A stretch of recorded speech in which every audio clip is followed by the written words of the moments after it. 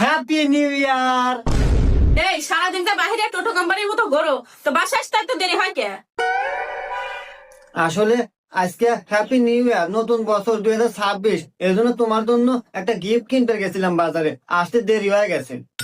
ও মা, তুমি আমার জন্য গিফট কিনতে গেছিলা, তাড়াতাড়ি দেও দেও। হ্যাঁ, দিতেছি। এই নাও তোমার গিফট। ও মা, এত দামি গিফট! দাঁড়াও, তোমার জন্য একটা গিফট আছে। তুমি আমাকে এত দামি একটা গিফট দিলা, আর আমি যে তোমাকে সামান্য গিফট দিলাম, তুমি মন খারাপ করো নাই? আরে না, কেন মন খারাপ করব? এই সামান্য গিফট আমার কাছে অনেক বেশি, আর আমিও তো খুব একটা দামি গিফট দেই নাই। ওয়াও, আমার অনেকদিন ধরে স্বপ্ন ছিল আমি একটা আইফোন কিনবো, তা গিফট পেয়ে গেলাম, দেখি।